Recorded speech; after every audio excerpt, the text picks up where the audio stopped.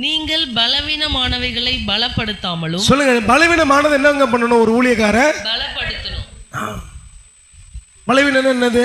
நீங்க நினைக்கிறீங்க ஏதோ பிரச்சனையில வந்து உட்காரணும். இல்லைங்க, தரித்திரத்தில் இருக்கவன தூக்கணுங்க மேல. இயேசு கிறிஸ்து உனக்காக 2000 வருஷத்துக்கு முன்பாக சிலுவையில் அடிக்கப்பட்டதுனால அவர் ரத்தம் சிந்தி அவர் தரித்திரராய் மாறி இருக்கிறார். அதனால் நீங்கள் ஐஸ்வர்யங்களாய் மாற்றப்பட்டிருக்கிறீர்கள்ன்றதை சொல்லணும். அல்லேலூயா. எனக்காக இயேசு ஏழையா இருக்கிறார்னு சொல்லணும். உனக்கு பலவீனமானதை பலப்படுத்தணும். சொல்லுங்க, பலவீனமானதை பலப்படுத்தணும். சொல்லுங்க, ஒரு ஊழியக்காரன்றவன் பலவீனமா இருந்துச்சுன்னா அவங்கள பலப்படுத்தணும். எதெல்லாம் அவங்க பலவீனமா இருக்கிறாங்க? சில பேருக்கு பயம் இருந்துகிட்டே இருக்கும், அந்த பயத்தை விடுவிக்கணும். சில பேருக்கு கடன் பிரச்சனை இருந்துகிட்டே இருக்கும், அந்த கடன்ல இருந்து அவங்க சிக்கிக்கிட்டே இருப்பாங்க. நீங்க 100 முறை விடுதலை செய்யணும் அவங்கள. அல்லேலூயா. 100 முறை அவங்களை விடுதலை செய்யணும்.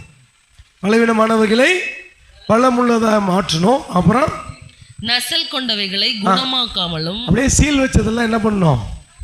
குணப்படுத்தணும். சீல் வச்சுன்னு விட்டுறக்கூடாது.